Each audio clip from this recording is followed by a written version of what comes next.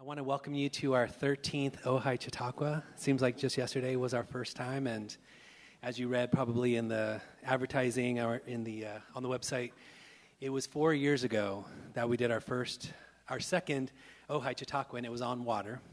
Same subject that we're in right now. But we've come a long way since then, and we've learned a lot. I know many of you, and as a valley, we've been through a lot lately, and we're continuing to go through it. But I don't know if you drove downtown this weekend, but it seems like the recovery is happening pretty fast, at least in the downtown kind of tourism area, for sure. I want to talk about what's in your packet. So first off, we put this together. It has facts about rain, short-term and long-term, lake levels, the capacity for the ground basins in the area, to try to give you the fullest picture that we can about what our situation is and what we're looking forward to. There's detailed information about all the panelists. And there are 3 proposals kind of on the table right now.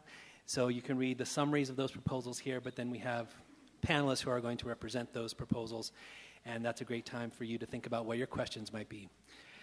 So I want to talk about the panel before I bring them out here. Tom Krause is the president of the Ojai Chautauqua Committee, and he's going to be moderating today. We have Tom Ash, and I know many of you know many of these people, which is great. Conservation expert and planner. Mary Bergen, who's on the board of the Casitas Municipal Water District. Dan Breen, who is on the board of the Ojai Basin Groundwater Management Agency. Richard Hages, who's on the Ojai Water Advisory Group and the author of the Three Sisters Plan, which you will hear among the other plans here tonight. Connor Jones, certified permaculture designer. Bruce Kubler, who's on the board of the Upper Ventura River Groundwater District. Alex Kim, the managing director of the Ojai Valley Inn. And Bill Ryrick, who's on our city council. So without further ado, I want to welcome the Ojai Chautauqua panel on water.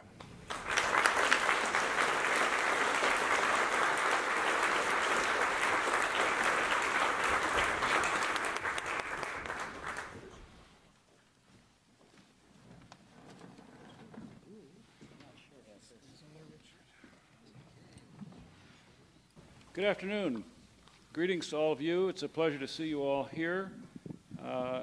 I want to start by thanking you for being here. A lot of different things you could do on an afternoon like this one in Ojai. The fact that you're here suggests that this topic is really interesting and pivotal to our community going forward. I want to thank our panel for being here today. I mean, what a terrific cross-section of people we have been able to assemble. They have differing points of view, differing perspectives. Of course, we want that. But I think it's a really terrific group of people. And I want to thank Andy Gilman for putting together the handout that you all have in front of you. Andy spent a lot of time working on that with the intention of giving you the best information possible. And I think he did a really nice job, and I think you'll get a lot from looking at it, especially after our conversation today. So I'm going to ask questions of the panelists. I have encouraged them to talk to each other and to comment on what each other has to say, each person has to say. So our objective here is to have a conversation, and I'll sort of keep it going and maybe give it a little direction from time to time, but mainly it's a conversation between the experts that you get to listen to, and that we think that your giving you the opportunity to do that will inform you about this really important issue in a way that is not easy to get, because it's not going to try to represent any particular point of view or push an agenda, but rather to just open the thing up so that you can see what is involved in it. So I'm going to start with Dan Breen. Dan is a member of the Ojai Basin Groundwater Management Agency. And Dan, I have for you a 2-part question. The first is, what is your assessment of the future water supply situation? And the second is, in order to maintain the level of water use we currently have, do we need a change from the status quo? Thank you, Tom, and thank you all for being here today. Let's start with the first question, the status, the future supply. it's complicated. We all know that, and that's why we're here. We're trying to figure out what those complications look like. The reality is that our current supply is rain. In the Ojai Basin, we have the basin that gets rain, water, and the water perks into the basin. The lake gets surface flow. So our source of water is rain. Our obligation to conservation makes the rain that we get last longer. So what are we going to do with our future supply? The general consensus is that we're finding ourselves in longer drought cycles, and in those longer drought cycles, we'll need to look to our leaders to find other sources of water, because at some point conservation can no longer sustain a safe yield for either the lake or the basin. So our future supply is complicated. We will need to find other sources of water to complement the good conservation that we're doing here in the valley, and to do with the reality of a longer drought cycle and less rain. As far as our status quo, can we maintain a status quo at the current yields that we have for the water demands in the valley? The answer is generally no. The safe yield of the basin, we're going to talk a lot of numbers today, but one number that's important is the safe yield of the basin. 5,000 acre feet is the safe yield of the basin. Currently, right now, we're at about 3,800 acre feet is what we're using, and that is after a 30 or 40% reduction. So you can see that our current status quo, if we're going to continue to see the lake drop, we're going to have to figure out a way to get more water into that lake or use less of the lake water.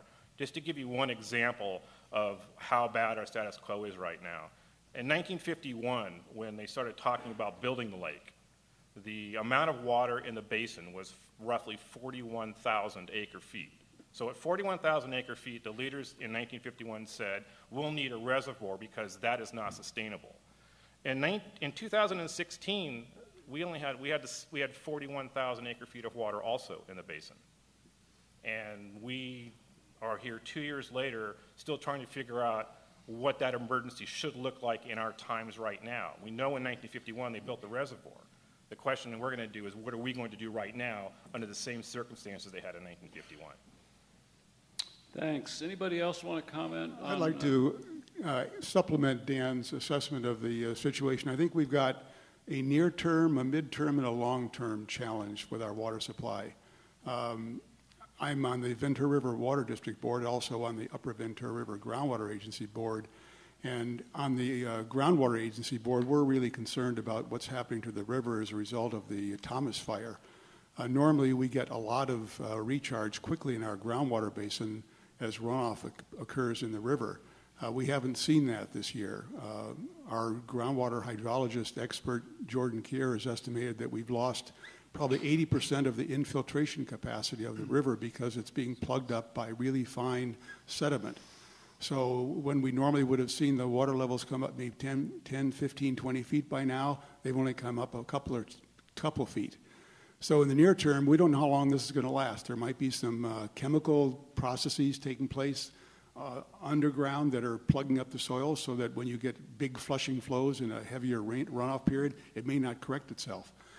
Midterm, we have to develop a groundwater sustainability plan, and the key part of that is to protect the steelhead trout. The State Water Resources Control Board is spending $1 million to develop a surface water groundwater model with the intent of establishing an in-stream flow standard for the critical habitat in the lower part of the river down by Casita Springs.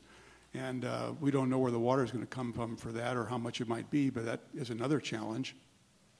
And thirdly, for the long term, with climate change, experts I've seen talk about us having about the same amount of precipitation long term, but it's going to occur in more extreme events, bigger, heavier rainstorms, longer periods of drought. And on the Ventura River, we don't have the capability of capturing that extra surplus water. Most of it flows out to the ocean in very short periods of time. We're limited in how much we can put into Casitas by the capacity of the channel and by the fish screens that prevent the fish from getting into the channel. They plug up. That's got to be corrected. But even if that was corrected, there are other restrictions on that. So I think long term, we have a serious problem with being able to capture more extreme rainfall. Please. I'd like to bring it, I'm an economist, so I'm going to bring an economic perspective. It's increasingly clear that the life of this valley, if you look at the agricultural sector, environmental quality and habitat, or economy, that the status quo is going to put more and more stress on one or more of those sectors. And that it comes to a public choice is whether we want to accept that choice or take another path. The current plan for managing our drought cycle includes Stage 4 and Stage 5 allocations, which specifically put very great stress on one or more of those sectors. We have an historic opportunity right now because with the buyout of Golden State and putting our water resources under public choice, something accessible to voters to decide, and as you'll hear later, an historic opportunity for the lowest cost opportunity for supplementing our water from other watersheds than we've ever had in our history. This is the year to make that choice, to debate and make that choice. It's interesting that when the reservoir was built, the allocation backup or redundancy from the State Water Project was very close to what we now talk about the safe annual yield from the lake. And now, I think for cost reasons, that allocation was never invested in terms of being able to take advantage of that redundancy. And now, unless we want to accept this continued stress on these three sectors of the life we have in the valley right now, we need to really seriously look at another path than we've taken in terms of just the status quo. Please. I'd like to say a little bit about this too. In terms of the status quo, I mean, we really are in a bad place right now. We are down at 35% in the lake. We didn't get the rain we needed this winter. We had a little bit better year last year. But we really are dependent on the rain. And it's really important that we do pursue other projects to try to make our water go further and to keep all of our sectors here, our agriculture, our community. In terms of the future, it's really hard to predict what global warming will do here because we're being just south of Point Conception. The direction the rains come, you could see that this year. When they come inland, we don't get any. When they're out over the ocean, we can get a good rain. And we really are, for the filling of Lake Casitas, dependent on those big flashy storms. So we might be in a little bit better shape than we think, but you can't predict the weather very well at all, not even in the short term. So we have to take measures in order to be able to use our waters to the best advantage and to look for other water resources too. Okay, thank you. Tom? Just quickly, the status quo with the state of California on down and the 70 agencies in our watershed in the Inland Empire of Southern California, we've been looking at this for 20 years and planning and implementing so that we've changed the status quo, and you can do that here. Okay. Alex? Well, I can say one thing. We said there's an uncertain future, but I'm not sure that's true because because I was going to be on the panel, I had to see what the panel looks like back in 2014, Ojai Chautauqua water. So obviously we had issues. We were looking at water issues back in 2014. And since then, things hasn't gotten better. So apparently, as we all can see, this sold-out audience, 2 weeks ago, we have an issue today. So to me, it's obvious our future doesn't look that great when it comes to water. That's why I think we are meeting and we are talking about all this. Yes, and I think it's important to remember that all of us have lived through probably one of the wettest periods in recorded history in this area. From 1969 until 2006, we experienced 7 very heavy rainfall years that filled the lake several times. We got to experience its spill, and we were all flush with water. If you look back historically, whether it's climate change or simply a short period of history that we're trying to base our future on, from 1906 until 1968, we only had one event in over 60 years similar to those of 69, 78, and 84. So I think to be realistic in planning, we should plan for what is the probable outcome, not what is the most optimistic outcome. I might just mention also that back when the lake filled up so quickly in the late 60s, early 70s, we didn't have the biological opinion that restricts the amount of water that Casitas can divert into the reservoir. So that has changed the picture substantially. So it sounds like there's a common view here that the status quo is not great, that something needs to change. Is that fair? Am I overstating that? That's fair. Okay. All right. So there are three proposals on the table at this time. The Three Sisters proposal is one, improved water catchment and storage is the second, and the horizontal boring proposal is the third. And we want to talk about each of those three. Richard Hages is a member of the Ojai Valley Water Advisory Group and the author of the Three Sisters proposal. Richard, can you give us an overview of your proposal? Yes, I'll try to make it as brief as I can.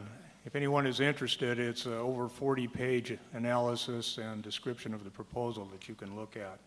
But basically, the analysis concludes that we need to look at operating Lake Casitas in a different manner than we have in the past. Lake Casitas is not, Ojai depends on Lake Casitas, but so does a much, much larger community. This group that I worked with, we started out just looking at the issue in Ojai with the groundwater basin issues and the shortage of water in the valley itself. But when we start to look at it regionally, western Ventura County suffers from the same water shortages that we do in the valley. And they share a good part of the resources of Lake Casitas. The eastern part, or the western part of the city of Ventura, that's about a third of the city, depends heavily on Lake Casitas water, all the way up to the Santa Barbara County line. Miners Oaks, Oakview, Miramani, all depend on Lake Casitas water to meet their water demands. They all supplement that with some other supply, but they still, 60% of the water comes from Lake Casitas. Even the Ojai Valley depends heavily on Lake Casitas water in a normal year, and in a dry year depends very heavily on it. So what we tried to do is look at a regional approach. And we did an inventory of all of the water supplies that are available in western Ventura County, and we found that in general they're fairly plentiful in normal years. In fact, there's somewhat of a surplus in those normal years. The problem is we have these periodic droughts that result in heavy water conservation and sometimes rationing in both Ventura and in the Ojai Valley. So what we were trying to look at is how could we pool all of those resources together to make the best use of those when the water is available and reserve as much water as possible in Lake Casitas for dry periods and for emergencies. When we put all those numbers together, there actually is enough water if it's managed properly. Now, there are years of it, like the past few that we've had, are so extreme that they impact those local supplies to the point that even Lake Casitas may not be able to make up the difference, as we see right now. So we also looked at the possibility of bringing in state water. That's already being done between Callegas and the city of Ventura, and Casitas is participating in some of the work on that project. But what would that add to the equation? Well, when we bring in the state water allocation, we look at how we could operate Lake Casitas differently. First, use all the local supplies that we have first. Use those efficiently and effectively. Don't overdraft the basins, but use the water that's available. Second, when it's available, take state water project water. And finally, reserve local rainfall in Lake Casitas for times when both state water project water and local groundwater may be in short supply. By doing this, we could theoretically keep Lake Casitas above 50% storage through the 20-year recorded drought period. And that's a significant difference than what we have now.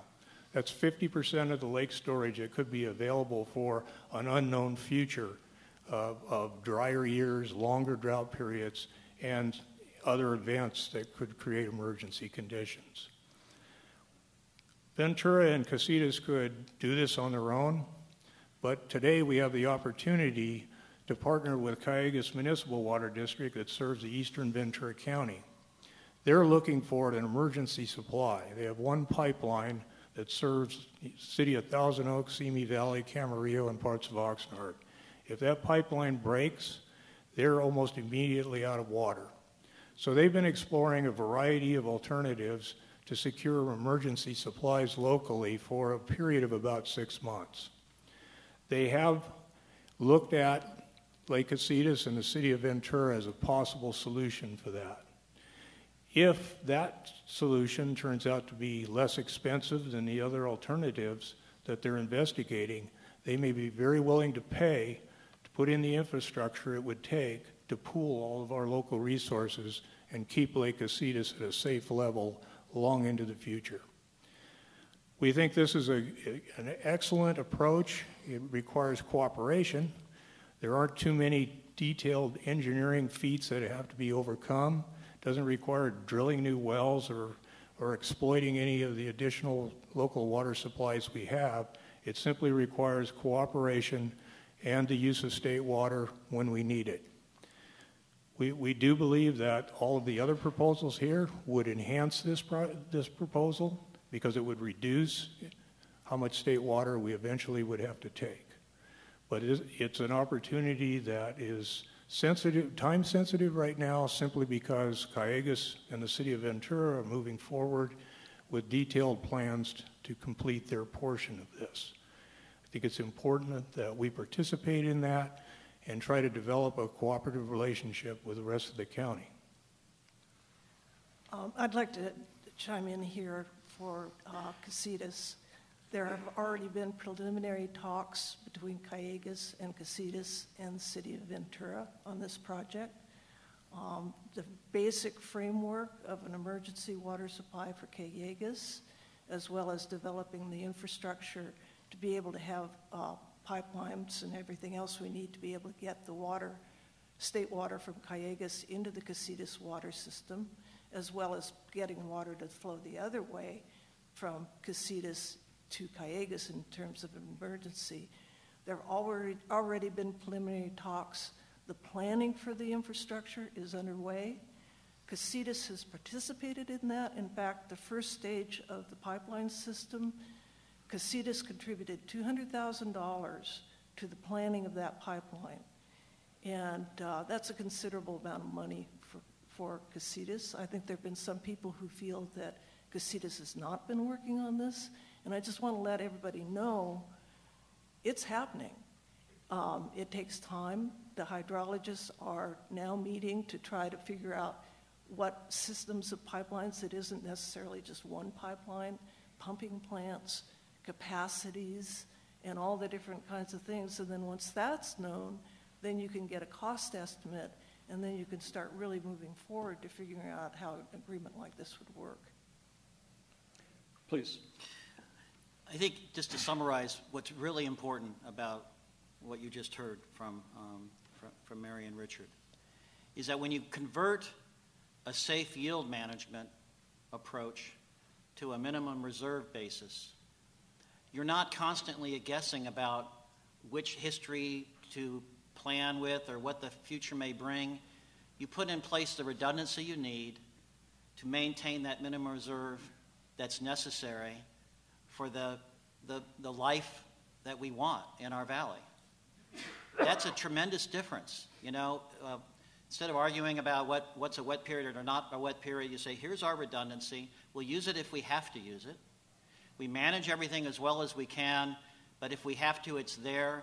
And we've decided that we don't want to put ourselves under the risk and the costs associated with realizing things like stage 4 and stage 5 allocations. That's the only way we plan to maintain our basic health and safety reserves right now. And that's a tremendous possible cost we're on the verge of to our riparian habitats, to our economy. to our agricultural sector. And so again, just to remind ourselves, it's a significant shift in paradigm, tremendous benefits, and possibly at the lowest cost we've faced in history if Callegas will invest in that infrastructure. Remember, we're already paying, all of us, and have for decades, been paying for that redundancy without the ability to take advantage of it. Now the cost of taking advantage of it may be the lowest ever, and that's why this is an historic year. What kind of infrastructure are we actually talking about, and how long does it take, and how much does it cost? Well, the main, or the first piece of it is a pipeline from Camarillo to Saticoy in East Ventura, and the estimated cost of that is, I believe, $42 million, and that's going to be shared by City of Ventura, Callegas, possibly United Water Conservation District, and hopefully Casitas. The rest of the system is being evaluated by the City of Ventura. City of Ventura has the means of moving water west, but doesn't have the facilities to really efficiently move it west. So they're looking at that, and hopefully in cooperation with Casitas and possibly with the cooperation of Callegas, they'll be able to add more pipeline capacity, and then some type of pumping station to move water from somewhere near Foster Park up into the Oakview area to supply the Rincon and the Avenue number 1 pumping stations. I'd like to say too that in terms of cost, with these kinds of numbers that you start hearing about, it's pretty alarming when you start talking about a starting price of $42 million. But the way that this is generally funded is through bonding, and then the bonds are paid through the property taxes. That's how Casitas was built. And in fact, it was only a few years ago that the actual original loan for building Lake Casitas was paid off. That's how Casitas bought the Golden State system. So it won't go into water rates, it'll go onto property taxes, but I have to tell you, there's no free lunch, and that is very true of water. So as a citizen, a naive citizen, it's hard for me to understand what $46 million means. It'd be a lot of money in my budget, and I realize that, we're a city and a county, and there are lots of participants, and there's a way to do it through bonds and funding and so on, but can you somehow put what that cost and time means in the change that might occur to our lives and pocketbook if such a thing were done? Well, we did just a preliminary analysis, and assuming that Callegas doesn't contribute to the portion required to move water through Ventura and up into the Ojai Valley, we just took a wild number of $100 million. And we used that number because it's a percentage of the $42 million estimate for the State Water Project pipeline. That would raise water rates if those rates were spread over the beneficiaries, which would be the City of Ventura and the Casitas service area, about 99 cents a unit, and that includes the cost of the imported water. That's about a 20% increase over Casitas' proposed rates for 2023, I believe. So we asked the question, how many people are willing to pay 99 cents more a unit for water if they know they're going to have water in the future? Please. In water agency terms, this is called building a portfolio of sources of water. You have one now. This type of plan, the Three Sisters plan, is a critical part of building a portfolio, a redundant portfolio, for resiliency in the community. But what water agencies, public water agencies do, not private water agencies, is they don't sell water, they sell reliability. And this is a reliability project for the community.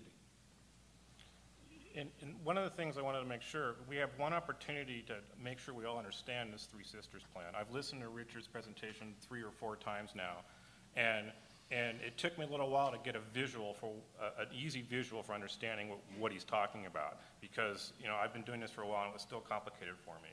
The simplest way to look at it is this way, without getting into the weeds of the money, but the process is, one sister has access to state water and needs emergency storage. One sister has plenty of storage capacity and needs more water. And there's a third sister in the middle that needs water, and they don't really care who they purchase it from.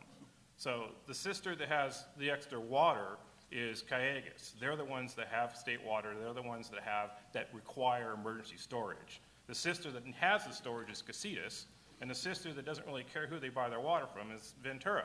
And ultimately, how Casitas gets more water is that Casitas sells less water to Ventura, and that's how you get water into the lake. We're not taking and adding water to the lake. We're just using less of the lake water.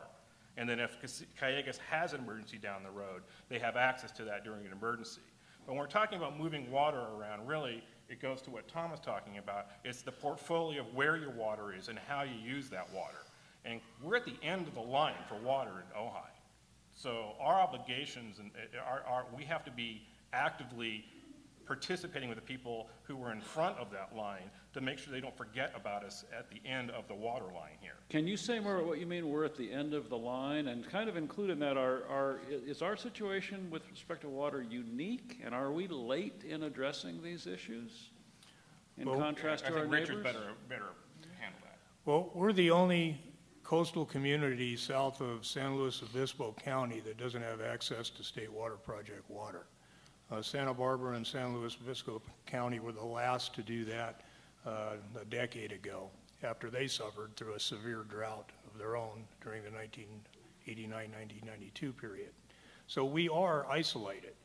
Everyone else has the ability to move water back and forth, except for the western Ventura County, which includes Ojai. I'd like to say connecting to state water was evaluated before, but the only available way to do it back then, particularly because of the way the Metropolitan Water District, their rules, you had to join Met in order to get state water, which was just not going to happen. And the other way to get it was to build a very long pipeline from Castaic Lake to here, which was prohibitively expensive. So the golden opportunity now is the fact that Callegas and Ventura and Casitas are working together to try to build the infrastructure, and then you can wheel the state water through, and Met has changed its policies so that makes it possible to do it. I would like to say, though, that we're still dependent on rain. We're talking about demand reduction here, and the only way that Lake Casitas is going to get up from where it is right now is to get rain. And I would actually say that we are at the beginning of the water of this type, because state water, that comes from the Sierra snowpack, and who knows what climate change is going to do to that. So yes, we need to do this, and this will give us other opportunities to exchange water. They're beginning to change some of the rules for water trading. It gives us another chance to do that, but the idea of a full lake is only going to happen from where we are right now if we get rain. Tom? Bill? Sorry, I think Tom was first, actually, and Bill, you're next. All right, go. In context of being at the end of the line, San Diego is at the end of the line in the state for water. Even though they have a broad portfolio, they still knew they were at the end of the line, and they've built a desal plant and done extraordinary other things that cost a lot of money to make sure that they don't run out of water and they have a reliable supply. And there is no, the snowpack is going down. There's no question about it from the state scientists. The Colorado Rockies are going down. That Colorado River is completely overdrafted. So it's, and yes, I've said in the past that Ojai is off the grid. You need to get on the grid and more. Bill? I just want to put out there a larger maybe perspective and realize that the State Water Project is about the same kind of thing that we talk about here in the Valley. We talk a lot about capture and storage more effectively. Lake Casitas was one of the 3 Seacoast projects. It was about capturing stormwater flows in the 50s. The State Water Project is about capture of water from the snowpack and sending it down the aqueduct. We're talking about capture and storage. And one of the issues that the entire state system has is insufficient capacity for capture and storage. One statistic I came across in 2017, just a year ago, when we had some rain up in North and Central California, was 484,884 acre-feet of water beyond environmental requirements went out into the ocean because of the lack of that capacity. Most of the reservoirs, except for the amount that they have to keep for flood control headroom, are right now full in Northern and Central California. We have, in Southern California, underutilized reservoirs, and the point is that while putting in a redundancy where we still responsibly handle capture and storage as much as possible from the rain we have in this watershed, we can take advantage of diversifying our risk for across other watersheds to, again, reduce that risk to the life of our economy and do it more cost effectively when we've been able to do it ever in our history. So that's going to take us right to Connor Jones. But before we go there, Bruce, you have a comment, and I have one more question. I just wanted to follow up on one of Mary's comments. I'm one of the people that thinks they're not doing enough. Back in 2016 in the summertime, there was a group of experts got together to talk about getting serious about getting a connection to the State Water Project. That led to January of 2017 when Casitas committed $200,000 to participate in the studies. And after that time, not much happened until Richard Hages and his group got going. My point is that it seemed like it may be a poor metaphor, but it's kind of like a marriage, the two-stage process. There's the engagement phase, and then there's the commitment phase. Casitas is in the engagement phase, and I look at their $200,000 kind of as a engagement ring. They're still interested, and they're moving ahead, but they haven't made a commitment. Our board last March adopted a policy that we found it essential that we have access to the State Water Project. I think the Miners Oaks Water District is going to do a similar thing next week. I would like to see Casitas adopt a policy saying that they find it essential that there be state water available in their service area. They move as quickly as possible.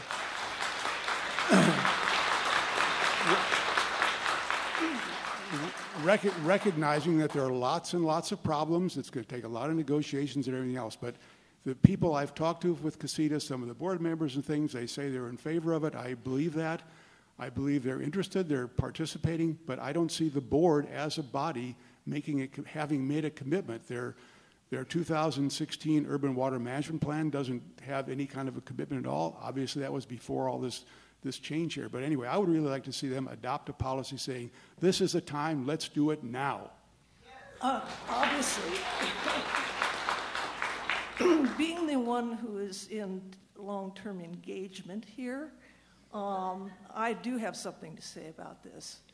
A couple of things, really. One is that as a board, you have to, and as a board member, you have to get all the facts, you have to listen to the public, you have to have a board discussion, and you have to get everything together before you know what the pluses and minuses of a project are before you make a decision. Now, we are working on it. But I can tell you, too, depending on costs, there are some costs that haven't been talked about yet, and that is lost revenue. Now, with the Three Sisters program, the idea is that Ventura would take less water. They provide about 30% of the revenue for Casitas. The idea is Callejas could make that up, and they have indicated a willingness to do that. But if this is too expensive, we will also lose agriculture. And that's 40% of our revenue. And that means that about $4 million will have to be taken up by the residential and other users of the water. That alone would double rates, not to speak of the cost of state water itself. So it can be done, but we need all the facts and figures, and particularly the real costs. I mean, Richard did an estimate, yes. But we don't even know what the infrastructure is yet. And so I say, yes, we want that intertie. We want to have a debit. We're working on it. But I'm not going to commit to a pig in a poke. You're right about all of those things, but what Bruce is asking is for a commitment from the board to get answers to those questions. We're doing that. Yeah. We are doing that. And I don't know how. I'm not disputing what you're doing. I Yeah, just want you no, to I be know, clear we that are, Bruce is and- asking you to make but a since- larger commitment to that. We've developed an ad hoc committee, which I am on. We've had talks, but we don't have the facts and figures yet, and those are being planned. The Ventura and Callegas right now have ongoing contracts where they are getting that information. But until that's in, I can't really do more than say that, yes, we've had preliminary talks, we've agreed on a framework, but we need the facts and figures. But isn't it important that Casitas develop its own facts and figures and not depend on Ventura and Callegas, who have their own goals in mind? I mean, we can't really say this is going to cost too much, we can't afford it, if we have no idea what the description of the plan is. Having someone do that work and develop those numbers and discuss that in public view so that we can all see. I mean, you already mentioned one funding method that probably isn't too attractive, and that's a bond issue. If you think that we're going to have funding problems if the city of Ventura doesn't buy Casitas water, how are you going to get the people who live in the Casitas Water District to vote to tax themselves for a benefit they may not receive? So those kind of issues should all of those things should be discussed and alternatives evaluated. How will you fund yourself under those circumstances? I mean, I know that you personally are doing things because you're on an ad hoc committee, but there's been no commitment to date by Casitas to spend any money on their own to look out for their own interests in this particular situation. The project runs through the city of Ventura. It's their pipeline system. And one of the ideas behind it is that there's an old sewer pipe that might be slip-lined to provide another pipeline to do it. But they know their system. So the hydrologists from the city and Callegas and from Casitas are getting together to look at all the different pipelines, to look at the infrastructure. But Casitas can't do it alone because it's not their system. We can look at the part that we take it from the city of Ventura into the Casitas system and do that part. But going from east to west across the city of Ventura, it's their city and their pipelines. So until we get the actual information, and then we can go public, we'll have an environmental impact report, there'll be alternatives, we'll have costs, but we're just not there yet. Other comments from the panel on Actually, I this have a question question. before we move on? Yeah, Please. question for Richard. When did this agreement come up? When was the birth of this Three Sisters agreement? Oh, well, we started in May last year just discussing the issue in general, and then we started putting together an analysis beginning in November, and we completed it February 2nd of this year. Tom? Yep. I'd like to get back to the economics that Mary brought up. One of my first projects as a University of California Extension advisor was to find a fix for this problem of selling less water, agencies losing revenues, and raising rates, and pissing off all the customers who have saved water. We solved that problem. A dozen agencies in our service area have that different break out of the status quo box on how to recover revenues properly. Most of the costs are fixed that Casitas has, yet most of the cost of that is put into the cost of water. So yes, if you sell less water, you are going to lose revenues and have to raise rates. That's been solved, and agencies need to think outside the box. Okay. We could be here until tomorrow night on this one subject, and it would be productive. But It's a good one. Since there are other subjects as well, I want to move us on. Connor Jones is a certified permaculture designer, lives here in Ojai, has some demonstration projects on his property. Connor, can you give us a summary of how we can improve water catchment and storage? Sure. Yep. Actually, would you mind passing me the water? Right.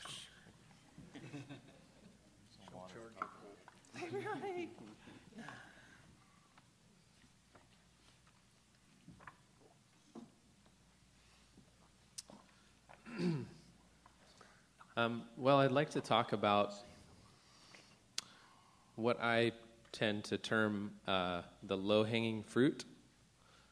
So the fruit that's easiest to pick is sort of right in front of us right now. And that is stormwater management, rainfall management. That's something that everyone in this room can directly affect. Right? So that could potentially help alleviate any impatience that we're feeling around getting a solution going.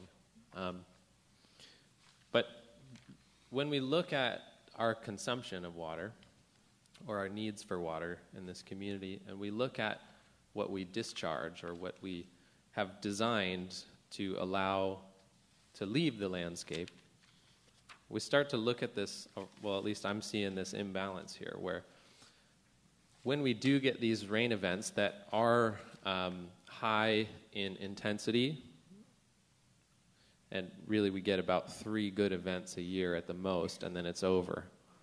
And that's only going to get worse. When we get those events and we let the water leave, right, like March 21st when we had our last good rain event of the year, there was 500 cubic feet per second leaving the drainage in the Ventura River, right? So the average for that day over the last 58 years is about 700 gallons per second flowing out. Right, so when you do the math, that's like, in a 24-hour period, that could approach 1/3 of residential use in Ojai for the entire year in the city of Ojai. So then we look at agriculture and its consumption rate. And there's about 7,000 acres of ag. It makes up about 5% of the watershed. Just on their surface area alone, in an annual rainfall, there's about 16,000 acre-feet of water that's landing on these surface areas. So do we send that water away in the wet season and then demand for it to come back in the dry season at extremely high expense?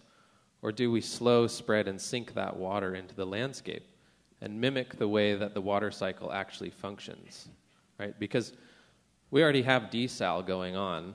We've got this nuclear furnace like 93 million miles away from us, which is a pretty good safe distance. I'm talking about the sun. And that evaporates water off the ocean, right, and off of, the leaf surfaces of trees and vegetation. And then it goes up into the air and is delivered to us for free to every single one of our rooftops, right? On average, about 18 to 20,000 gallons per year for a homeowner in the city of Ojai. And what do we do with it? Where does it go? Right? So do we look at how we can be proactive as individuals to personally store rainwater, whether it's in tanks and catchment systems, or whether we just turn the downspout from our gutters that goes to the storm drain, turn it the other way into the yard, so it can percolate and it can actually charge the groundwater table, right? If we had everyone in the city of Ojai doing this, we'd have 60 million gallons of infiltration.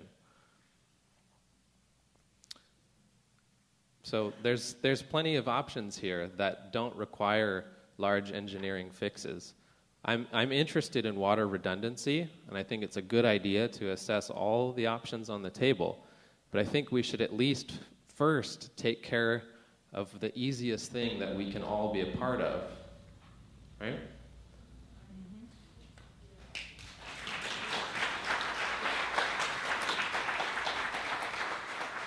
Bill. Yeah, I'd just like to amplify what Connor said, because he's absolutely right. I mean, that is the low-hanging fruit, but also, remember, it also comes with cost. We have put in some capture that hasn't worked so well. For example, I think we spent $2 million on the San Antonio spreading grounds diversion, of which not 1 gallon has yet been diverted because it's not working right, because it wasn't designed for the turbidity conditions. And of course, tanks and everything, that all costs, and it should be done. Absolutely. I think we ought to find a way for, as a matter of public policy, to encourage it. The potential is very striking. I came across a statistic that the city of Ojai, for example, has 16 creeks flowing through it and 16.5 miles of stream channels inside the city limits.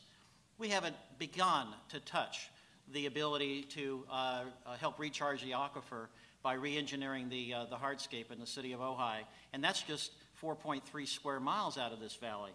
So I think that between what Connor's talking about, and again in terms of re-engineering the hardscape in the city, which we've been moving slowly towards for the past couple of years, by the way, I think that we certainly that's your first supply.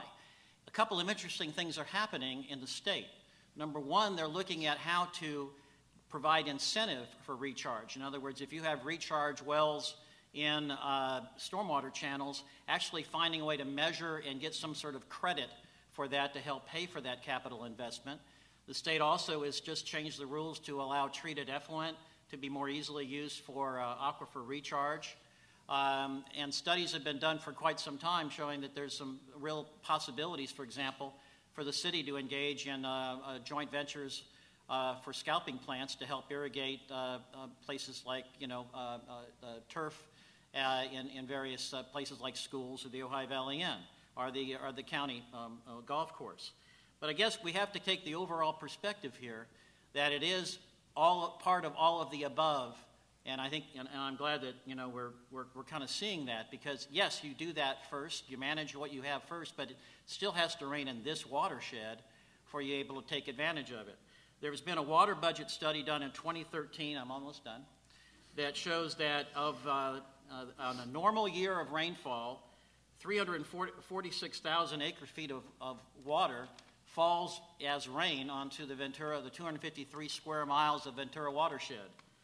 90% of that is taken up by evapotranspiration, in other words, never flows, taken up by absorption and evaporation and the plant life in the wilds, in our natural forests.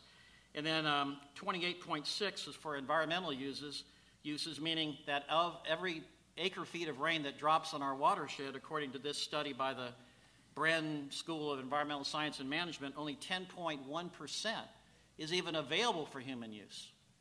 So again, you're dealing with certain physics here, and we should capture and store as much as possible, but the vast majority of the water never even flows. Can somebody summarize, I'll come right back, Tom. Can somebody summarize how much difference would it make? Can that be quantified in some very general kind of way? How much, if we did all of the things that are possible with respect to catchment and storage, and if we did it really well, if we had sufficient infrastructure, I realize that's a big if, but let's say, just to try to, for those of us who are naive, try to get a sense of how big of a deal is this. I mean, it's entirely intuitive that this would make sense, but how much is there to gain if we did all of those things and we did them really well? I'll give you two examples. But one, the data for that is starting to be collected, if you will, in the valley with high-resolution aerial imaging to measure the hardscape, the softscapes, and how much water that could be at different rainfall levels. And that's through the San Antonio Watershed Grant Project. That project was a grant awarded in 2016 to Thatcher School where they will save eventually 1 million gallons a year, free up water to stay in the environment, and it's a scalable project that can be done all over the community. That's essentially what Connor's talking about. It's water catchment off roofs, roads, landscapes. Since that is your one source of water, that is a huge free benefit. It's not free because you have to pay for the infrastructure to get it there. In our agency, we put a lot of time and money in the last decade for the rains to come, and it increased our aquifer by 150,000 acre-feet, or about twice the size or the amount of water that's in Lake Casitas right now. So it's a huge potential project for you all over the community, every parcel. But if you look on page 28 of your booklet, there's a picture looking from Thatcher down Senior Canyon, and there's my crude blue lines showing just natural structures to slow the flow, sink that water down, and start rehydrating the soils like Connor talks about, vegetation, and changing the local small water cycle and weather, meaning attracting more rain. By the way, is Thatcher School here? There's somebody out there from Thatcher? too bad. Well, I'll talk about them anyway. They've done an incredible job on this up at Thatcher And I School. think the author of that grant is somewhere here, but so if that's something to talk about later, that's And we would all be served by paying them a visit, which I'm going to volunteer for them when Connor, they're how not many here. gallons did you say that we could save if we gathered off the rooftops of the houses in Ojai? What was the number you had? Well, the typical, like the average hardscape surface area is, say, 2,000 square feet. So with our annual average precipitation, that's between 18 to 20,000 gallons per home per year. Can anybody on this panel convert that to acre feet? I would maybe Acre feet. maybe I could add something. 1 million gallons at Thatcher School sounds like a great amount of water. That's in a year. That's about 3 acre feet. Right. Which is, we pump in our water district, Ventura River Water District. We serve, maybe 5,000 people, and they used 800 acre feet in a year. So 3 acre feet. I don't want to throw cold water on that. That's a good approach, but I think it's small in comparison to the potential of things like what Richard's talking about. So, but can you estimate how big would it be if we did if everybody did everything that could be done to the optimal? How big of an improvement would that be, Bruce? Can you say? I mean, would it be 10%? Would it be 50%? It's hard to say. I think there's a lot of it is behavioral for people. You've got to encourage people to get interested in doing this, to put out rain barrels, to use gray water, and I think Casitas has a terrific program on conservation and getting information out on those topics. So does the Ojai Valley Green Coalition, which we support as our water district. So the information is out there, but because it depends on behavior, it depends on people's motivation. You've got to get people motivated that have the time, the interest, and the money to be able to do some of this stuff. So for that reason, I think it's very hard to say how much it would be. I would think fairly low percentage.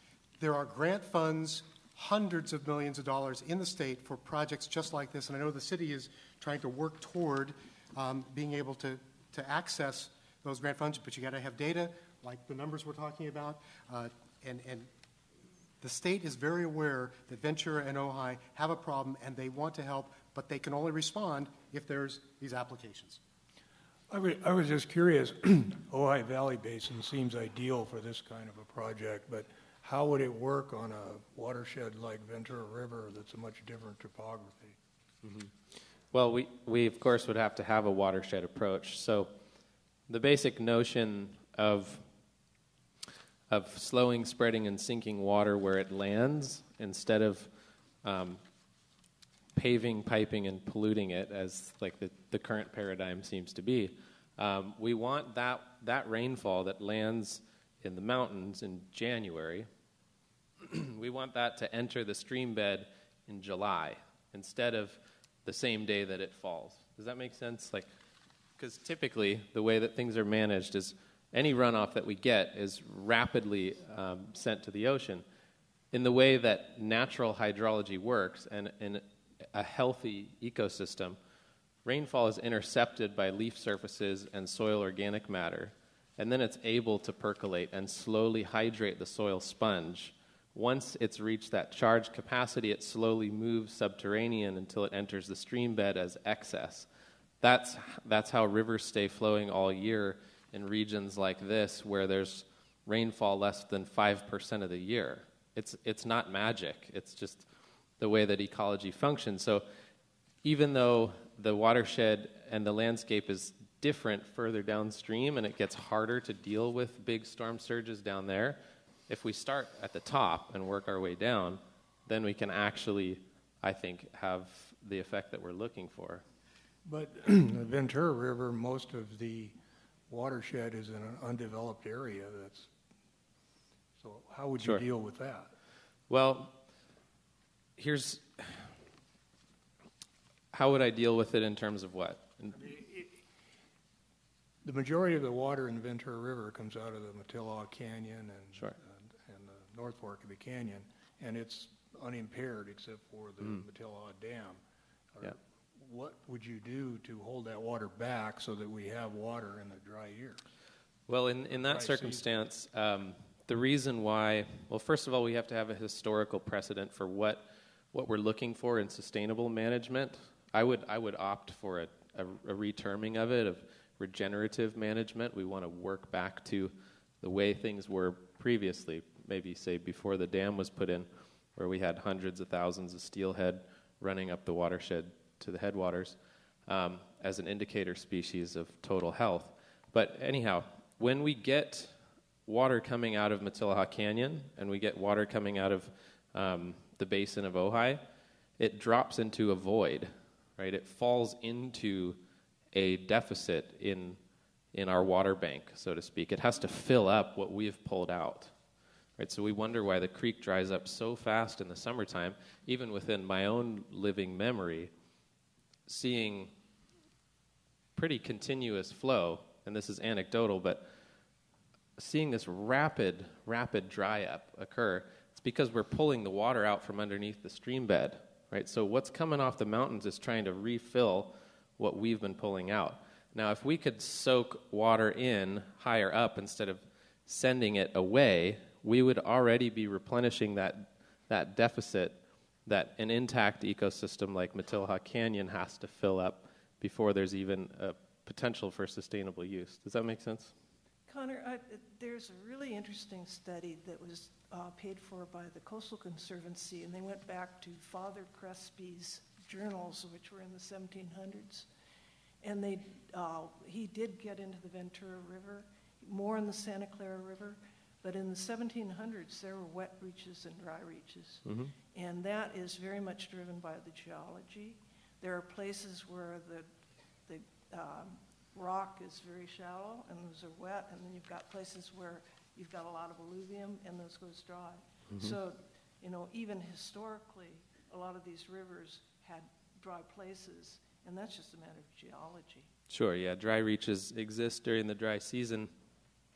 I think what we also have to look at is that the ecological degradation that's occurred, or the sort of perennial desertification of the landscape through the way that we take water that would recharge, whether it's by incising channels that would have otherwise flooded out and created a floodplain event. When we channelize the water and send that away, there isn't the opportunity for recharge, right? And then when we create hardscapes that would otherwise be softscapes and capable of percolating water, then we don't have even a baseline of understanding of how much water we could have, right?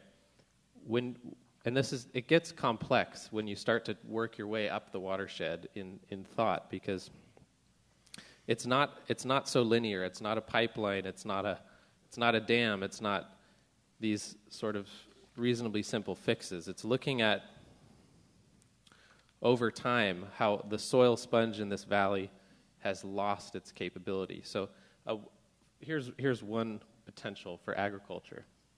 If we had a 1% increase in soil carbon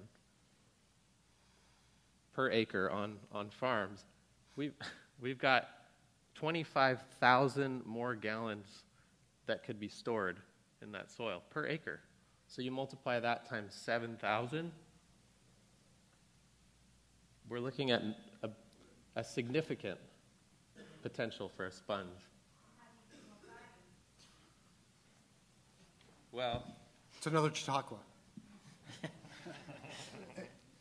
Go ahead, Tom. There's a direct relationship between capturing stormwater and mitigating the flooding potential with projects like what Connor's talking about, or this picture on page 28.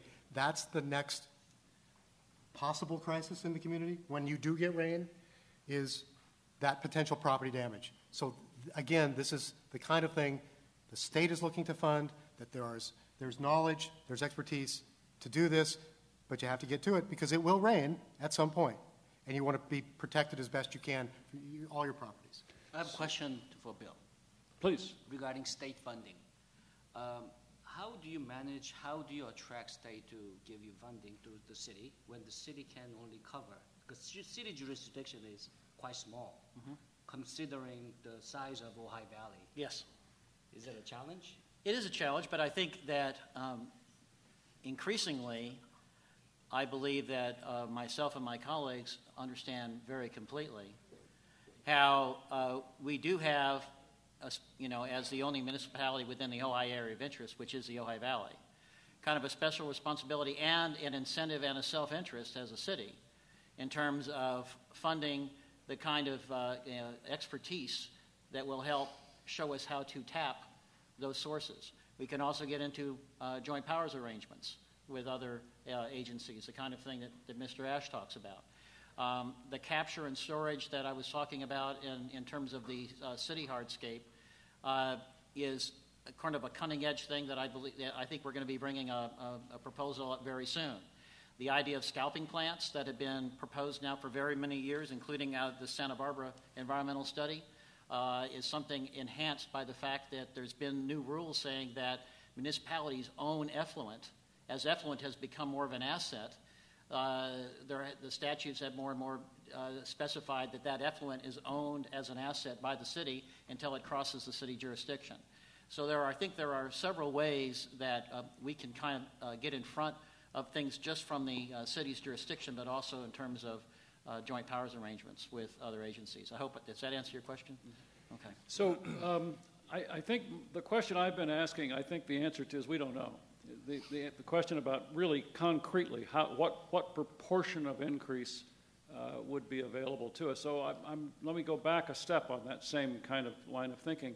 Wouldn't it be possible to make a set of assumptions and then based on those assumptions extrapolate out what the percentage of gain would be? Sure. Would that not be a possible thing to do? Yeah. I believe that's the thing Mr. Ash is talking about, that in fact we're hoping to bring a proposal to the council to engage consultants to do just that. But there's still some overall, I think, overarching statistics that pretty much argue that this is a percentage help, but part of the portfolio. Understood. Okay? And that's where we're... And I'm going to cite just two real quick statistics. I looked up the average annual flow of the Ventura River from two different sources of estimates over the past 100 years, and it ranges between 12 and 14,000 acre-feet a year. That's the Ventura River flow. That's less than the safe annual yield for the Casitas Water District currently. It also compares with the study out of the Santa Barbara Environmental School that estimated that everything, including pumping and delivery from all sources, is about 35,000 acre-feet a year in the Ojai Valley.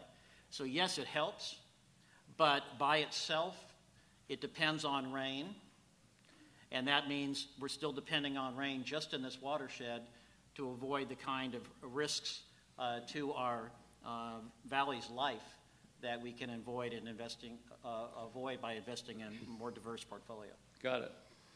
Can I speak to that? Please. I want to be careful not to get too complex with this again. I really feel like even if there are some unknowns with this discussion, I think it's important that we do our best to take care of what we can do in regards to water management. These are simple strategies that all of us can employ, and we might be pleasantly surprised by what we have the capacity to do. The other element of this that's a little concerning to me is that, like we all agree, we rely on rainfall to drive the water cycle. And these places that we're considering getting water from, they also rely on rainwater. It's like we're just as vulnerable as any other watershed is to climate change. And if we don't do our best to keep our house tidy, why would we go and ask for something from someone else's house? That's my most basic communication on the way that I see we can be proactive. Great, thank you.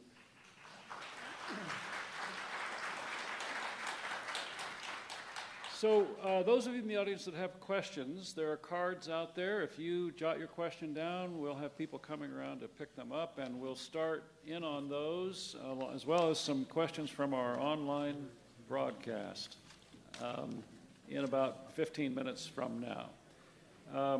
So, Mary, can you briefly summarize the horizontal boring proposal? Yes, I'd really like to explain the HOBO project. HOBO is a shortcut or short name for Matilija Formation Horizontal Bore. And this project came up as an idea during a study of potential, quote unquote, new water sources that Casitas did back in 2016, when we were looking and seeing what can we do around to try to make the best available use of the water that we have, or is there anything else we can do? In your pamphlet here, there's a very nice map that shows where this well might be. The idea is to drill down a little bit and then into the mountains behind Lake Casitas to hit a formation that's called the Matilija Formation. Now, why do we think this formation might have water? We know that it's porous, and we know that it holds water.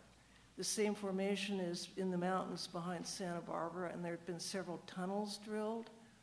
When Santa Barbara drilled their tunnel, the Tecolote Tunnel, to connect Lake Cachuma to their city system, they hit considerable water, about 7,000 gallons per minute, when they were in the Matilija Formation.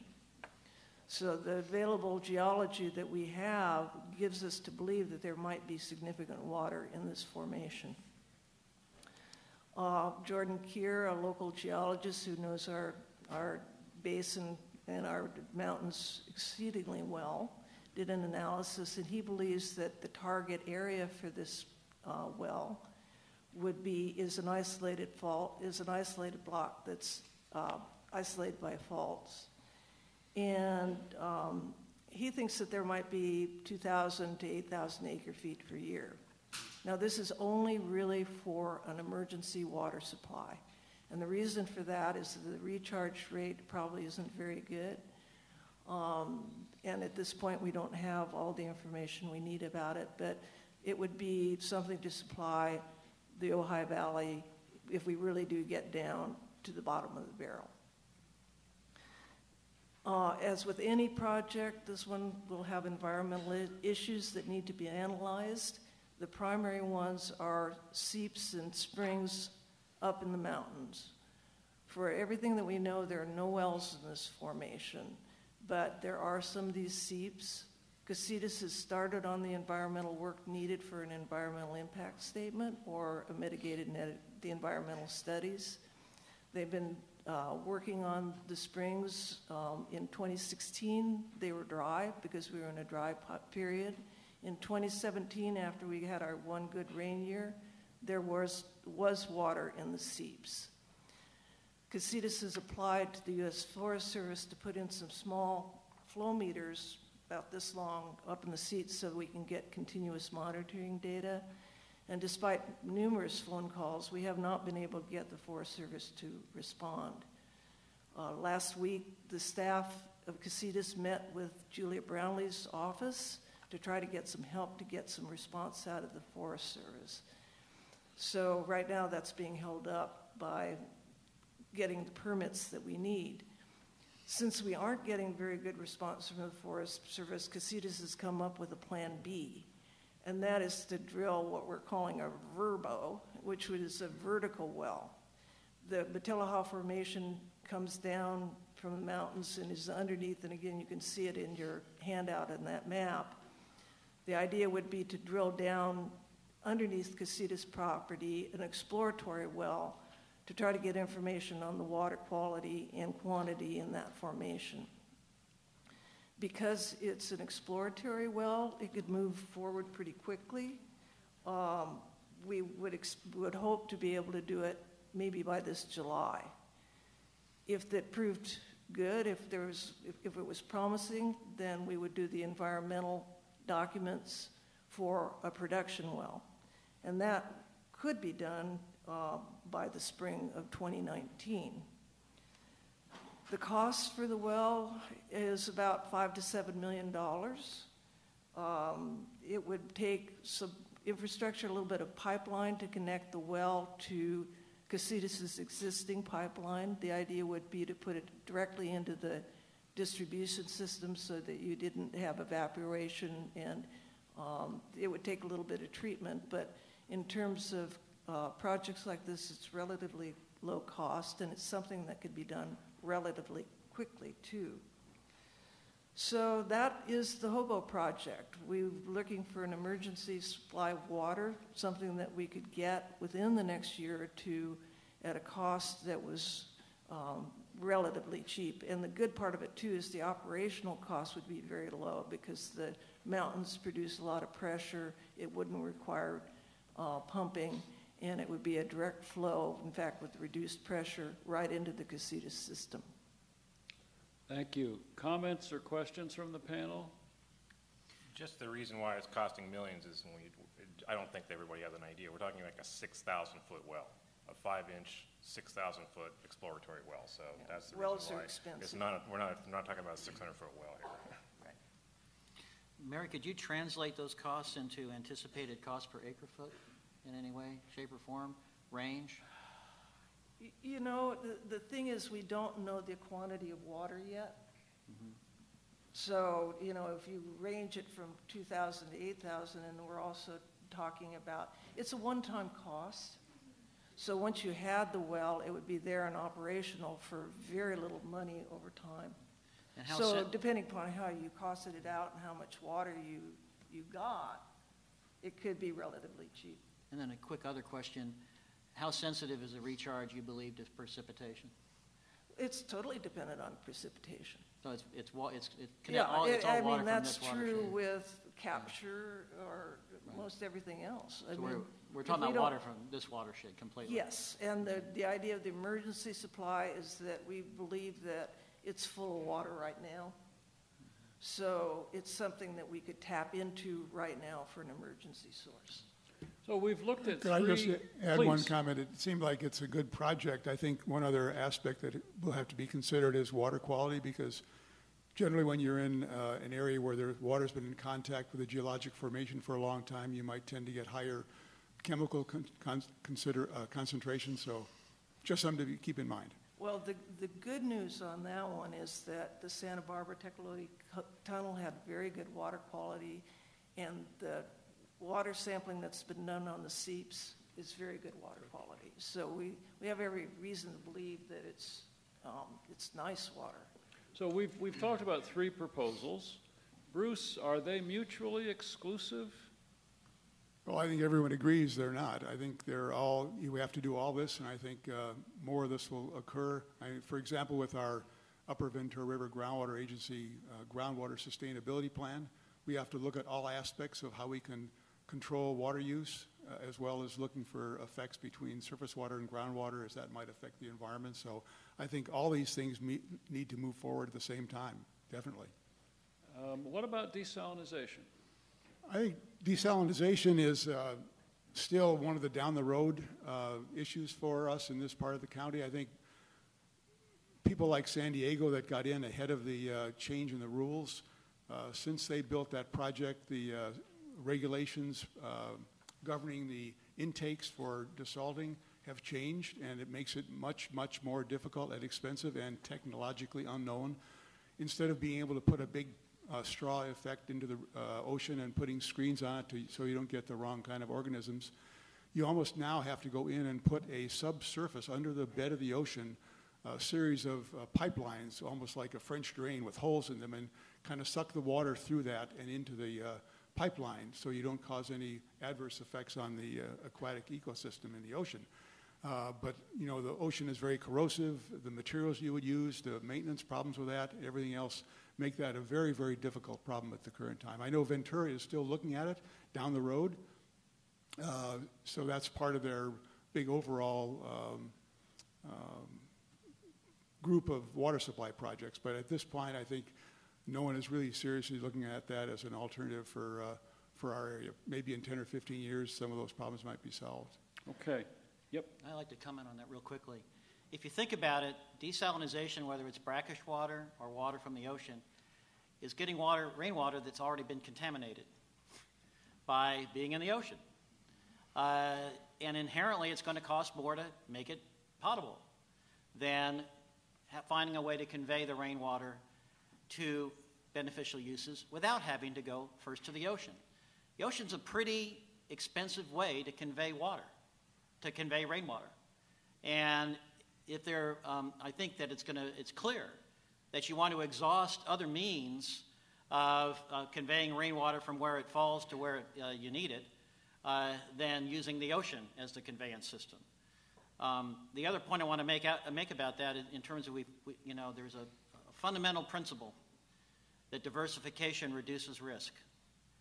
And being able to access water when you need it outside the watershed is a form of diversification. Okay, Dan? I have one other thing about desal.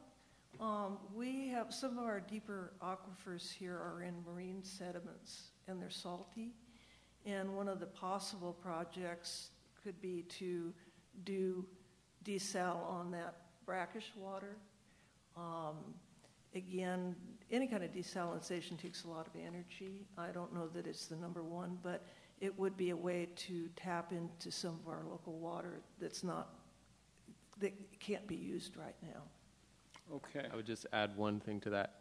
We have 105 billion gallons of free desal water from the water cycle falling on our watershed every year. And we let a lot of it go away. So just... You got some work to do. Yeah. I think that the clear thing here is that in order for any of these plans to work, we have to slow spread and sink rainwater. We have to be part of the process of the water cycle. We have to place ourselves in a role of responsibility. Okay. Dan, what agency or agencies will determine our water situation going forward, and what can citizens do to influence decision makers? Okay, so in Ojai, we have the distinction between government agencies and water purveyors. So from an agency standpoint, you have the agency that I'm on, which is the Ojai Basin Groundwater Management Agency. It is represented one seat from Casitas, one seat from the city of Ojai, one seat from the small mutual water companies, one seat from United Water Conservation District, and the fifth seat used to be held by SoCal Water, which is now no longer existing. We're waiting for a legislative solution to that so we can appoint that seat. So that is the agency that oversees just the groundwater in Ojai. And then within that agency, you also have Casitas as the major water purveyor, and then you also have the other agency, which Bruce is involved in, which is just getting going, which is the Upper Ventura Water. I actually don't know your full name at this point, but basically you're the Upper Ventura Groundwater Basin agency. Close enough. Close enough. So within those two agencies and water purveyor, is where the solutions in the basin will be found. Now, obviously, there's a whole bunch of other agencies around that circle that are plugging into us and that we're taking guidance from. But ultimately, that is what we're looking at. So when I'm sitting and having our agency meetings, our solutions are a function of what Casitas is doing and what conservation we're having. So we make our plans as to how much water we can take out of the basin as a function of how much that balance between what Casitas has and what the basin has. It's called conjunctive use. So those agencies, so we're trying to figure out what that balance looks like. So as they're losing water or having less water, and the basin seems to be somewhat stable because it somewhat self-manages itself, we're trying to figure out how to make that work. So those agencies are working together along with the input from the others to decide what we're going to do about water in the basin. So at the end of the day, from a groundwater standpoint, our agency we see the Ojai Basin groundwater like a hammer. We're looking, and the nails that we drive are the solutions that are brought to us. And one solution is massive restriction of water. Another solution is what Connor is talking about. Another solution is knowing that Casitas has found a way to get more water into the lake so we can manage the water we have in the basin differently. So that is the mix of agencies that ultimately have to have answers to the populace in the Ojai Valley as to what we are doing. And then with the help of the larger agencies from a money standpoint, the fish folks telling us what we can do from a flow standpoint, the money people telling us how much money we can have, the matching issues, all of that. It's going to have to be a community effort, but the answers are going to come through one of those three groups. What was the last part of that question? What can citizens do to influence decision makers? come to my meetings. Come to the Casitas meetings. Come and talk to us. Our agency meets on the last Thursday of each month. We currently have open for draft our groundwater management plan. It is at obgma.com. It is open for public review. Read it. Come and talk to us about what it is that you think we should be doing. We all think we all know the answers, but we're always interested in the input. Go to a Casitas meeting. Stop complaining about the time when they have those meetings. If it's important to you, make the time to go to their meeting. When they have their meeting, shouldn't be less of your concern about the fact that you get to the meeting and voice your opinion. My experience is that anyone on this panel and anyone in the water business in Ventura, it will take your phone call and they will listen to what you have to say about it and try and find solutions. At the end of the day, though, our agency is small. Our budget's less than $200,000. So our solutions are going to be community-based with other groups trying to solve these problems. Rondo eradication, that could be one solution that could be done with a group of individuals that come into our agencies that we can partner. Anything that Connor's talking about can come to our agency as a partnership and find funding for it. So that is what you as a community will need to do.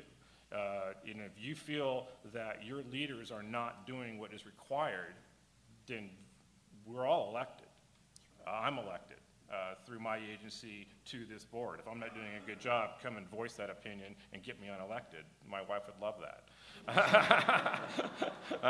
But that is ultimately what you're going to have to do, is show up to the meetings. I've never seen this many people in a room talking about water in this valley.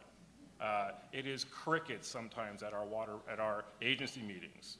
We're broadcast Channel 10 live, so you can watch it even if you can't be there.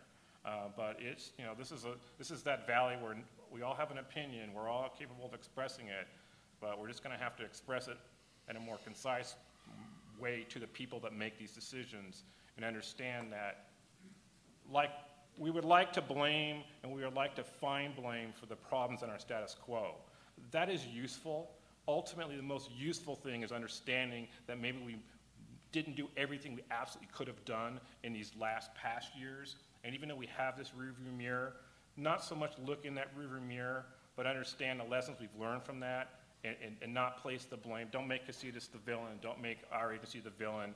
Don't make the inn the villain because it has to have green grass in order to have people want to come there and stay in their rooms. None of us are villains. We're all just trying to operate under the structures that we have and find solutions for those things. So the most important thing is that don't make us the villains. Don't look at you as the victims. Just look at us as a community looking for solutions to the problems. Tom?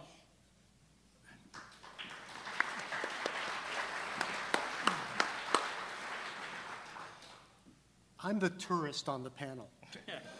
2/3 of my 65 years living in Southern California as a beach bum have been below average rain and snow years. I've seen an entire country firsthand change. Once they got past denial of a 12-year drought, during the 12-year drought, they changed their governance, they got everybody on the same page, and they survived. And they're doing it by thinking outside the box and changing that status quo. With all due respect to Mark Twain, whiskey is for drinking, water can't be for fighting, as it is. You need to put your energies together to collaborate and get this done because you have a lot of great ideas. You have smart people. This is an amazing place. It could be a model for how to mitigate climate change. But it's going to take a lot of work and a lot of money. That money is available. Okay. Tom, could I just add one thing? I think, given the critical nature of timing and what's going on, which Richard mentioned about the Three Sisters program, I think the key agency right now is Casitas. I notice on the back of your program here, there's 2 pages of water context. The Ventura River Water District is not there, neither is the Miners Oaks Water District. I don't know, that was an oversight, but we'd welcome your phone calls, but if you really want to get involved with this issue and our critical thing, I'd say contact your Casitas representative. So we did overlook some constituency organizations that are important, but we also did list a lot of them that are there and phone numbers and emails, and it was very intentional in order to give you some ideas about how you can influence. So we're going to move now to questions from our audience, including the online group as well as those here. Sometimes they're addressed to an individual and sometimes they're addressed to the panel. This is to the panel. We have talked about the ecological and environmental requirements versus the water supply. Given that climate change is speeding up the loss of species, for example, steelhead trout, protected by the Endangered Species Act, please comment on the fact that the United Water Conservation District has to release 20,000 acre-feet per year to allow steelhead trout access to the ocean. There have been no steelhead since 2014 in the Santa Clara River Basin. Who wants to take that one? I might start out, stick my neck out here. It seemed like there's the Endangered Species Act kind of beats up everything. And there's good reasons for that, and it causes some conflicts, but I think, as I indicated with our upper Ventura River groundwater basin, the biggest issue in developing our plan will be what kind of flow do we need to protect the steelhead. I know there's a lot of concern about we don't see the steelhead a lot, and sometimes we don't know when they're migrating because the turbidity might be too high and stuff like that, but it's just a reality. We have to be able to deal with that, do it in the best way we can with our local resources, and move ahead. Please. The Thatcher San Antonio Watershed Grant was awarded because it has 9 different multiple beneficial uses, one of those being the environment. Projects must be designed to meet all the various requirements, and they will be awarded, but they need to meet all those requirements. Tom? Okay, yes. I want to get back to the point that the shift in management thinking from safe yield analysis to minimum reserve management dovetails perfectly and much more effectively and efficiently with looking at all of our beneficial uses, including the riparian habitat. Again, that is part of, I think, what is defined as a beneficial use. And I think that the diversification of sources, as well as going to a minimum reserve basis for how we manage our storage, dovetails very much more effectively with that than the current way that we're approaching this. We shouldn't accept desiccation or desertification as part of our status quo. That's what we need to change, in my opinion. Ultimately, though, it will be a public choice because all of these decisions will be made by elected officials. Okay, we have 2 questions for you, Alex. The first one is from online, and it is, if we go into stage 5, will the Ojai Valley Inn close? No. Maybe I can take up this opportunity to talk about what we'll do for the inn and maybe businesses and residents. I think before I speak about it, I want to talk about maybe quick facts about the inn. Ojai Valley Inn, as most of you know, was built back in 1923, and it has been owned by a single owner, owned and operated by a single owner, not a brand, for the last 50 years. Just like any businesses in Ojai, that makes it very special. Most of the businesses and farmers, everyone's is owned and operated. So this is not economical issue, it's more of an emotional issue, even for the owners of the inn. The inn employs about 700 employees, over 700 employees. Almost half of them actually live in Greater Ojai, and that's a lot of people. And also, the inn brings in about 183,000 guests a year. And also, the inn is always busy. We are full every weekend of the year. Every weekend, 52 weekends of the year, we are full. And the inn brings in all the guests, and we do promote guests to utilize local. We actually rent bikes, complimentary, and bikes are encouraged to driven down to this, to downtown Ojai. And there are so many wonderful things to do, so that does add value to the guest. So we do encourage that. So there are, we are very symbiotic in that way. We work together. I think, we are part of Ojai, so we all, even farming is very important to the inn, believe it or not. So that's the inn. And what does it mean for the end? What's going to happen is once we hit stage 5, basically, I cannot tell our guests not to flush their toilet. I cannot discourage our guests not to take shower. Currently, we do encourage our guests, to put up the sign that says we don't have to replace their sheets and towels. If they hang their towels, we do not take away. We do not wash them. If they put it on the floor, we wash them. So we do encourage that. We did invest $2.5 million 3 years ago, completely rehauling our irrigation system. Purpose of that was to conserve water.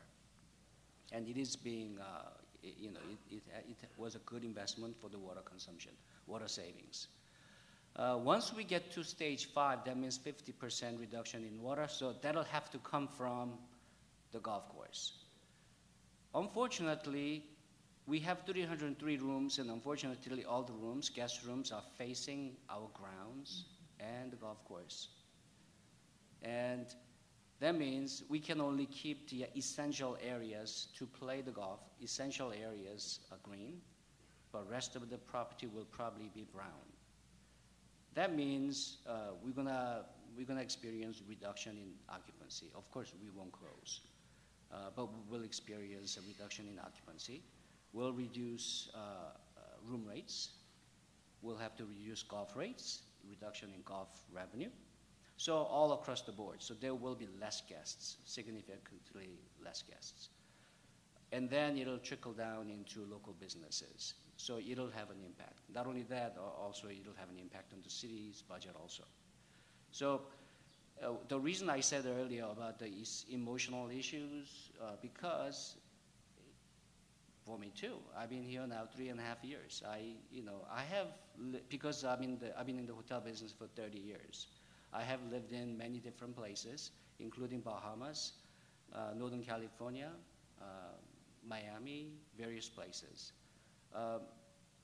I chose to live here because I think a lot of people that live here choose to live in Ojai.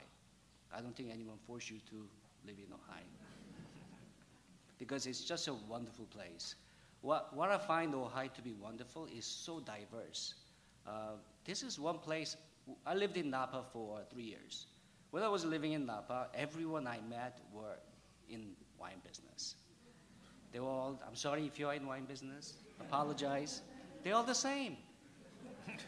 But here, I meet so many interesting people. It's just wonderful. I have 3 children, 15, 13, and 7 years old. My family loves it here. So we chose to live here, and it's like an onion. I'm getting to meet more and more people that are so wonderful and interesting. But with this crisis, water crisis, I am seeing through what Ojai is like. I met so many brilliant, smart people to people that care. I met people that are volunteering, some people that's been working on this for the last 3 to 5 years. I am seeing all of you as activists. So what's going to happen, stage 5? You'll see me more. I'll be an activist. I have another question for you. This one from Sousa Francina.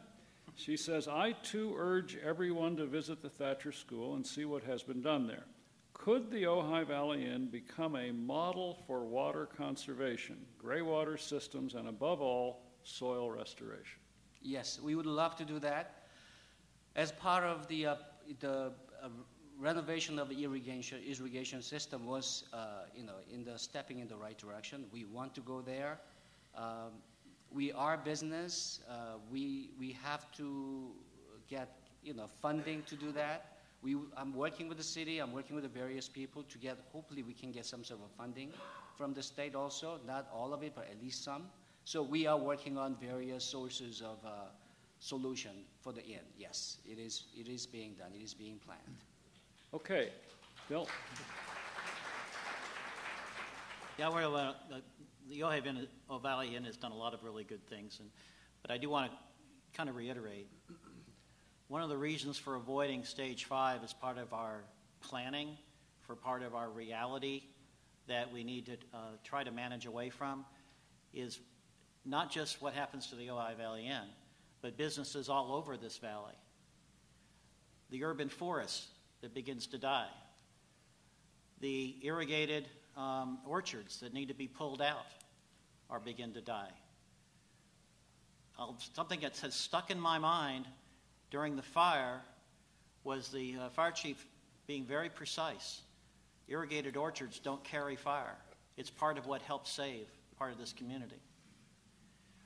It's part of the risk that we face by having stage 5 be part of our planning processes, especially if we can find a responsible and cost-effective way to avoid it. Mary, here's a question for you. You said you care about public input, yet you received the Three Sisters plan in February and have not had a discussion on the agenda to date. Why not? And will you commit to putting Three Sisters on the board agenda? Actually, Richard gave a presentation at our board meeting, Richard, 2 meetings ago? February 28th. Yeah, February 28th. So we have had. It's not up to me to decide what the board agenda is, but we certainly, and we've had, at our recent meetings, we've had people show up, and we've actually had quite a bit of discussion. Perhaps we need a workshop or something to get more people involved to understand what we really have been doing. Well, you also, the board set up the ad hoc committee to negotiate with Ventura and Callejas. So that was done at that meeting, and you and Jim Ward are the people on that committee. Yes, absolutely. Like I said, I think we are acting, we are doing, but what we're talking about here is more communication. So I think we really do need to do more of that. By the way, Casitas is setting up a special web tab on their web page for the water security analysis, our water efficiency and allocation program, and all the water-related issues so that it's easily accessible, and that has not been the case. That should be done by the end of the month. Okay. For the panel, is there a concern that accepting state water will promote increased development in the valley? Well, I'd like to comment on that. In the plan that we prepared, that was an issue in the back of our mind. But there's nothing in the Three Sisters plan that brings more water for more use into the system. We actually use Casitas's water conservation plan and use their maximum projected demands of a little over 18,000 acre feet, and we use the city of Ventura's plan for through 2024 or 2026. And the supplies, the total of the supplies that would be brought in along with state water would just meet that. The surplus waters would be stored for emergency and drought periods. So there isn't any more water in the system for growth than there is in the existing plans of either of those agencies. Tom, can I comment on that? Quickly. Very quickly, I think that using water scarcity as a firewall in terms of the status quo against growth, again, I've said this many times already today, means accepting the costs and risks of stage 4 and stage 5 in our reality through the drought cycle. And I think we all understand what that means in terms of the quality of life for all the various sectors of our economy. The better approach is what the city's been pushing very hard and getting involved very directly with, as well as other groups around this community, and that's the Ojai Area Plan, as in terms of the Ventura County General Plan. Policies adopted by the city, the Ojai Area Plan that specifically has things like air quality requirements for point sources, traffic impacts, those kinds of things allow us to manage growth without the kind of desiccation and desertification that is inherent in the status quo if we accept that as a way of continuing forward with as a growth management tool. Tom, I can add one quick case study very close to home to you. There was a drought in 1987 to 92. The city of Santa Barbara had used water as a no-growth policy. A fire came down the San Marcos Pass in 1990, wiped out 427 homes. The city quickly changed their policy and built a desal plant, and then soon after got a hookup with the state water project because water use as a growth policy obviously was a detriment to them. They didn't have enough water in that part of the city to fight the fire. Okay. For the panel, from a comprehensive perspective, is there a central place to view the possible water scenarios with estimated costs and potential benefits? No. No. No. There is not. No. So it sounds like that might be helpful to the whole process. I might mention that there is Supervisor Bennett and Assembly Member Monique Limon have started a group that is getting together. It includes all of the major agencies here. And we've met 3 times. We're going to meet again next week. One of the items on the agenda is kind of an outreach program to try to get information out in a more coordinated manner with all the different agencies. So there might be something coming out of that. I think there's a need. Here's for the panel. Why doesn't the state simply take over all these water districts and run it like a utility? Oh, you mean like the Public Service Commission? They did a great job with Golden State. No, it's a serious question. You know, as the guy sitting on the agency that is a state-created agency, we're a state agency. So that question is already been answered. Our agency has the right to restrict groundwater usage, and it is a state agency. The difference is that it's locally run. So I'm not sure what the questioner intended. What I take from it is what seems to me a reasonable question, which is there's so much coordination needed between so many moving parts. Right. Is there some way that can be gotten at? Well, in a theoretical world, just from the basin's standpoint, all that coordination should be handling at that agency level, which is state mandated. Now, what happens when you start moving away from that basin and you start dealing with the purveyors that are like Casitas and whatnot, it starts changing. But the nature, the intent of the question is, why don't you just let the state take it over, because it looks like you all are squabbling, you can't find an answer to the question, or an answer to the solution. We are, again, a state agency. The difference is that we're uniquely locally run. That's the reason why I got back involved in it, is to keep the state at large away and understand that I think that we have a commitment and a knowledge base locally to solve the problem. We don't need a state solution. But the state is typically incrementally steps into the policy making of local jurisdictions when they don't do their job. So that is something we have to watch out for. As you said, that's what you're trying to prevent.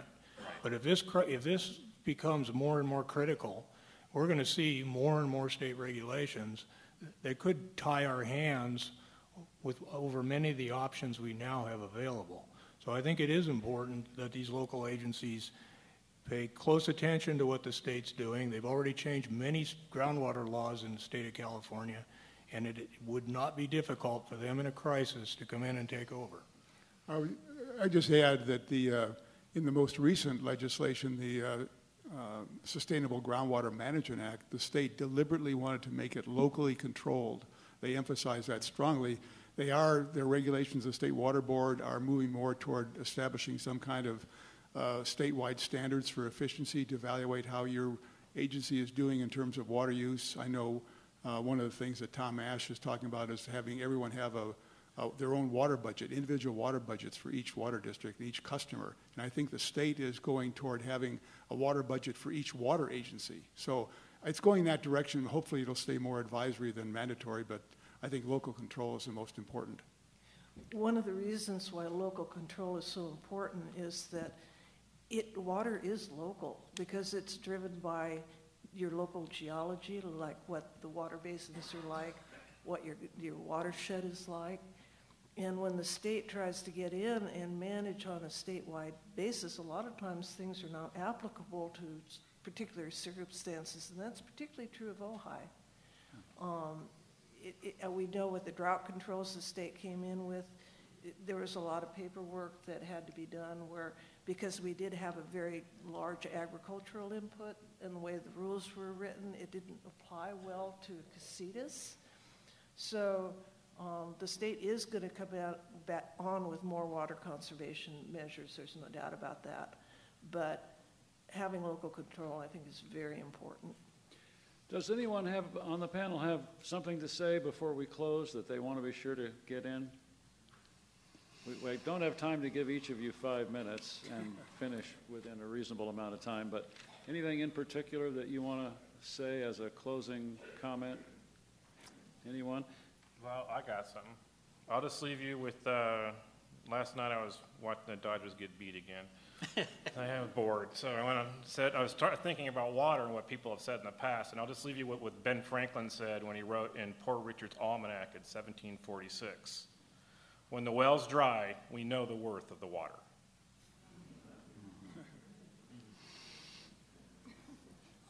I'm the outsider, and I'm not a brain surgeon, but it didn't take me long to see how special this community is, the valley is. And I would just urge that it's worth fighting for, to do all the things these people are talking about.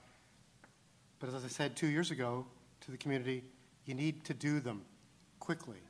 That was 2 years ago, so you need to run a little faster. You can do them. You have so many smart people. You have so many abilities.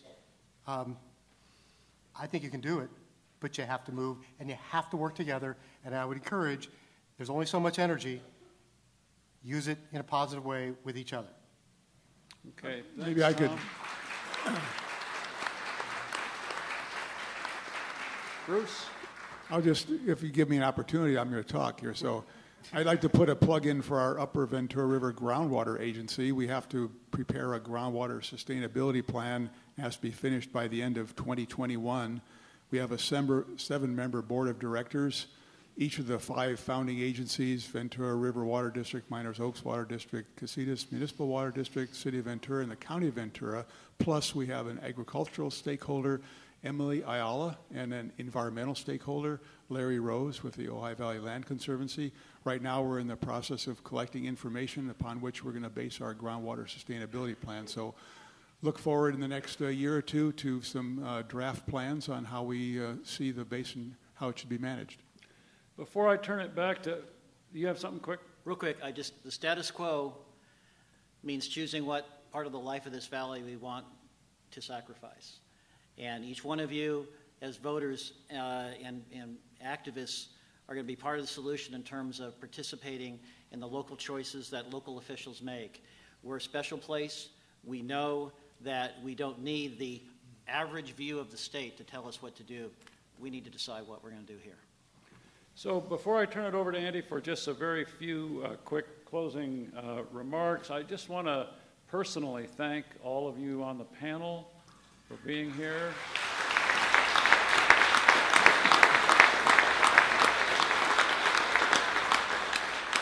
I thought you did a great job, and I'll look forward to talking with you more in the future. Thank you, Tom. Andy? Thank you. Thanks, Tom. You may not know this, but the people who come on these panels, they donate their time. And it's not just showing up. It's emailing, pre-meetings. So it's incredible. Thank you. We think forums like this make a difference. And we saw that with tourism, and that effort is still continuing even post-fire. And we have a whole series of Ojai-based events besides the national events that we will continue to do. They will be on topics such as Ojai's changing population, Ojai's housing challenges, some possible changes in the county plan with air quality, and we want to make those as available as possible, but we need you to help us do that.